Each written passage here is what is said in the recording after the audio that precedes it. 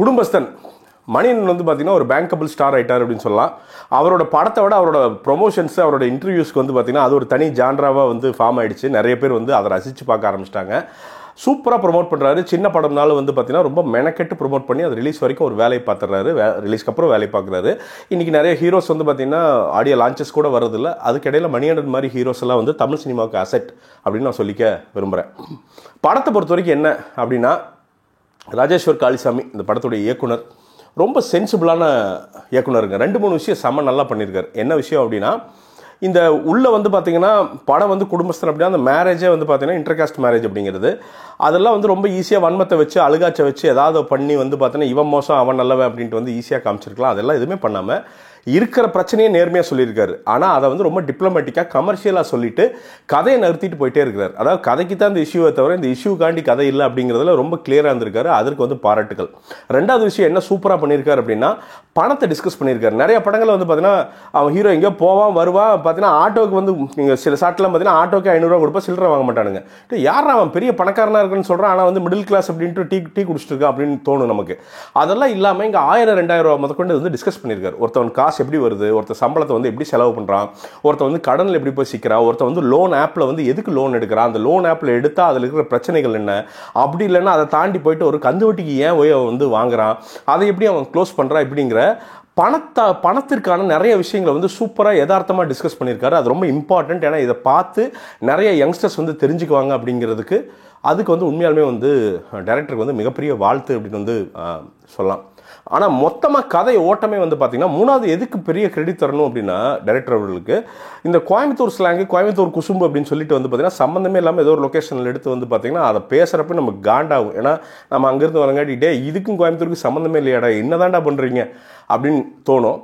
அது இல்லாமல் அழகாக இங்கே அந்த சொந்த பந்தங்கள் என்ன பண்ணும், ஒவ்வொருத்தருக்கும் ஒரு ஆர்க் இருக்குங்க. பார்த்தா மணிகண்டனோட அம்மா வந்து பார்த்திங்கன்னா இந்த சாமி சிலையெல்லாம் கட்டிகிட்டு இருப்பாங்க.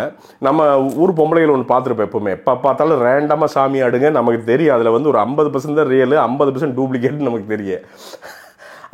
அது ஏன் பண்ணுறாங்க அப்படிங்கிறதுக்கு அவங்க ஒரு இது சொல்லுவாங்க. நான் இந்த சேலை கட்டினதுக்கப்புறம் தானே எனக்கு மரியாதை வந்துச்சு குடும்பத்தில் அப்படின்னு சொல்லிட்டு அதுக்கு ஒரு ஆர்க் ஒன்று சொல்லுவாங்க. அதே மாதிரி காமெடி எல்லாமே ரொம்ப பியூட்டிஃபுல்லாக ஒர்க்காக இருக்குங்க. அதே எஸ்பெஷலாக வந்து பார்த்திங்கன்னா அந்த ப்ரெக்னென்ட் ஆகிட்டு ஒரு காமெடி ஒன்று இருக்கும். இதுக்கு பேட்ரி டார்ச்சு ஃபோன் டார்ச்சு பிடிச்சிட்டு வண்டி ஓட்டுவாங்க. அந்த இடம்லாம் வந்து குலுங்கி ஆரியன்ஸ் சிரிக்கிறது வந்து நம்மளால் வந்து பார்க்க முடிந்தது. மணிகண்டன் எவ்வளோ சூப்பராக நடிச்சிருக்காரோ அதே மாதிரி மணிகண்டனுடைய பேர் அவங்களும் சூப்பராக நடிச்சிருக்காங்க. அதை விட குரு சோமசுந்தரம் வந்து பார்த்திங்கன்னா இந்த கார்ப்பரேட் நம்ம பார்த்துருப்போம். இந்த சொம்புகள் நம்மளை கூட சொல்கிறாங்களே, நீ வந்து சொம்புடா அப்படின்ட்டு. இது வந்து கார்ப்பரேட் சொம்பு. அந்த சொம்புகள் வந்து பார்த்திங்கன்னா பயங்கர பாலிஷாக அது வந்து பார்த்திங்கன்னா அதுவும் இந்த கிளையண்ட்டெல்லாம் வந்துட்டாங்கன்னா அது ஒரு மாதிரி நெல்லிஞ்சு பண்ணுவாங்க. Sir come on sir, yes sir, yeah sir, I will do it sir, no problem sir அப்படின்ட்டு அந்த ஷேக் பண்ணுறதே வந்து பார்த்திங்கன்னா ஆஹா என்னடா அவன் எல்லாத்தையும் பாஸ் கேட்டான்னா பூமியுமே தலையில் திருப்பி போட்டுருவான் நடக்குது. அந்தளவுக்கு இருக்குது. வேறு வழி இல்லை, அந்த சம்பளத்துக்காண்டியும் ப்ரொமோஷனுக்காண்டியும் அவன் பண்ணிகிட்டே இருக்கிறத நம்மளால் பார்க்க முடியும். அந்த கேரக்டரை குரு சோமசுந்தரம் வந்து சூப்பராக பண்ணியிருக்காரு. ஒரு பாயிண்ட்லாம் வந்து பார்த்திங்கன்னா அந்த சைனீஸாகவே மாறி சைனாவுக்கு போகணும்னு சொல்லுவார். அது நூடுல்ஸ்லாம் வச்சு அப்படின்ட்டு வந்து பார்த்திங்கன்னா தலைவர் நிறைய விஷயம் பண்ணுவார். ஆனால் செம்ம ஃபன்னாக சூப்பராக இருந்தது. அதோட கன்க்ளூஷனும் சூப்பராக இருந்தது. இதில் என்னென்னா இந்த படத்தில் எல்லாத்துக்குமான கன்க்ளூஷனும் கொடுத்துருக்காங்க. அதுதான் பியூட்டிஃபுல். இந்த சின்ன படத்தில் அவ்வளோ ஷார்ட்ஸ், அவ்வளோ சீன்ஸு, இது எல்லாம் அந்த பீட்னு சொல்லுவாங்க, அந்த அவ்வளோ பீட்ஸ் உள்ள வச்சது அப்படிங்கிறது பெரிய விஷயம். அதனால தான் இந்த படம் வந்து ஒர்க் அவுட் ஆகுது அப்படின்னு நினைக்கிறேன். கமர்ஷியல் ஆடியன்ஸ் எல்லாரும் போய் உட்காந்து ஃபேமிலியாக பார்க்குறப்போ ஒரு துளி வல்காரிட்டி இல்லாமல், தேவையில்லாத இந்த புரட்சிகள்லாம் எதுவுமே இல்லாமல் நீட்டான ஒரு படத்தை பார்த்த ஃபீலிங் தான் வந்து இந்த குடும்பஸ்தன் தருது அப்படின்னு வந்து நான் சொல்லிக்க விரும்புகிறேன். சரி, அப்படின்னாலும் இந்த படத்தில் என்ன பிரச்சனை அப்படின்னா, இது நான் பிரச்சனையே சொல்ல மாட்டேன், பட் ஒரு சின்னது நல்லா ஒத்து பார்த்தா தெரியும். தன்மானம்னு சொல்கிற ஹீரோ வந்து பார்த்தீங்கன்னா அம்மா வந்து பார்த்தீங்கன்னா பொண்டாட்டி திட்டினாலும் அவங்க வீட்டிலே தான் உட்காந்துருப்பார். அங்கேயே கொஞ்சம் லாஜிக் இடிக்குது. அந்த விஷயத்தெல்லாம் வந்து பார்த்தீங்கன்னா கொஞ்சம் சரி பண்ணியிருக்கலாம். பட் அதர்வைஸ் ஒரு காமன் ஆடியன்ஸில் நீங்கள் போய் பார்த்தீங்க அப்படின்னா உங்களுக்கு அதெல்லாம் ஒன்றுமே தெரியாதுங்க. ஒரு ஹாப்பியான ஒரு படம் பார்த்துட்டு நீங்கள் வெளில வருவீங்க. அது சுந்தரராஜன் சார் ஆகட்டும், இருக்கிற கேரக்டர்ஸ் எல்லாருமே. அதுபோக அந்த நக்கலைட் ஸ்ட்ரீம் சொல்ல மறந்துட்டேன். நக்கலைட் ஸ்ட்ரீம் வந்து பார்த்தீங்கன்னா ஒரு சரகை போட்டு ஒரு குரூப் வந்து பார்த்தீங்கன்னா அடிக்கிற லூட்டி அப்படிங்கிறதெல்லாம் ஆரம்பத்துலேருந்து கடைசி வரைக்கும் இவங்களாம் திருந்திடுவாங்களான்னு பார்த்தா ஜென்மத்தில் திருந்த மாட்டாங்க.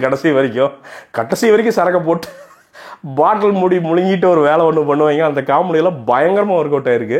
சூப்பராக பண்ணியிருக்காங்க. மனமார்ந்த வாழ்த்துக்கள். நல்ல படம். போங்க, நல்ல சின்ன படம் தான், அதுக்குன்னு வந்து உதாசீனப்படுத்திடாதீங்க. தேட்டருக்கு போங்க, சப்போர்ட் பண்ணுங்கள், பெரிய ஹெல்ப்பாக இருக்கும். பை த வே இது வந்து ரோர் சவுத் என்னோட பிராண்டு. ஹூடி, ஸ்வெட் ஷர்ட் எல்லாமே வந்து விற்கிறேன்.